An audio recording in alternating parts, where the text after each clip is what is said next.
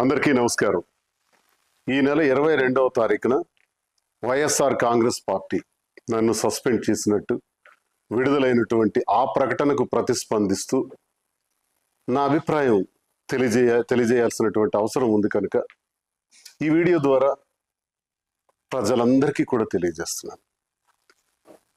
YSR Congress party గురించి మాట్లాడే ముందుగా జగన్మోహన్ రెడ్డి గారు నాకు ఈ స్థాయిని, ఈ గౌరవాన్ని, ఈ హోదాను ఇచ్చినటువంటి జగన్మోహన్ రెడ్డి గారికి నా ధన్యవాదాలు నేను తెలియజేస్తున్నాను.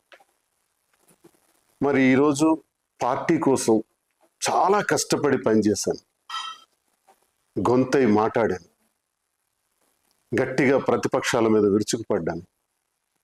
ఎంతో కష్టపడి పనిచేసినటువంటి నాకు అకారణంగా వ్యక్తిగత కారణాలు అన్నటువంటి కారణంతో నాకు సస్పెండ్ చేశారని తెలిసింది.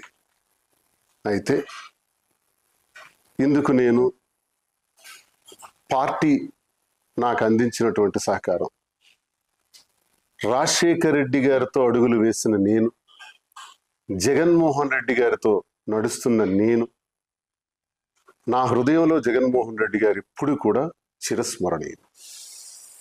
అయితే ఈ రాజకీయ క్రీడలో నేను బలయ్యానేమో అని నాకు అనిపిస్తుంది. అయితే నేటికి 25 సంవత్సరాలుగా ప్రజా జీవితంలో ఉన్నటువంటి నేను, ప్రజాసేవనే పరమావధిగా భావించిన నేను ఎప్పుడూ పార్టీకి ద్రోహం చేయలేదు, అవినీతి చేయలేదు, లంచాలు తీసుకోలేదు, అధికార దుర్వినియోగం చేయలేదు, భూ కబ్జాలు చేయలేదు. పార్టీ కోసం మాత్రమే అహర్నిశలు పనిచేశాను. ఈ జరిగినటువంటి పరిణామాన్ని నేను స్వీకరిస్తూ, సస్పెన్షన్ అంటే తాత్కాలిక విరామము. ఓకే, తాత్కాలిక విరామాన్ని ప్రకటించినప్పుడు నాకు ఒకటి గుర్తొస్తుంది. గురజాడ అప్పారావు గారు ఒక మాట చెప్పారు, విజయం కోసం విసుగుని వీడి విరామమెరుగక పని చేయండోయ్.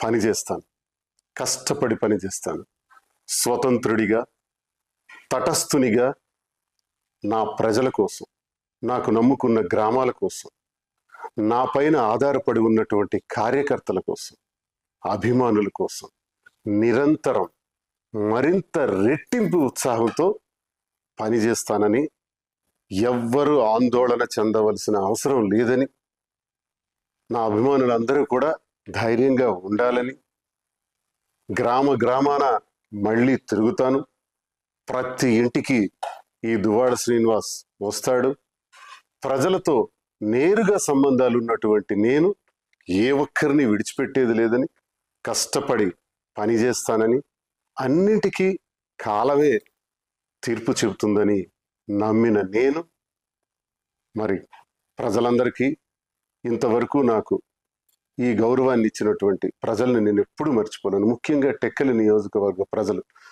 వారి పాదాలకు నా సాష్టాంగ ప్రణామాలు చేస్తూ, నా ఊపిరి ఉన్నంత వరకు మీ సేవలో నిమగ్నమై ఉంటానని, నా అవసరం ఎక్కడ ఉంటే అక్కడ నేను ప్రత్యక్షంగా ప్రతి ఒక్కరికి ఉపయోగపడేందుకు కృషి చేస్తానని తెలియజేస్తూ, మరి ఇంతవరకు అవకాశాన్ని ఇచ్చినటువంటి వైఎస్ఆర్ కాంగ్రెస్ పార్టీ అధినేత జగన్మోహన్ రెడ్డి గారికి నా హృదయపూర్వక నమస్కారం.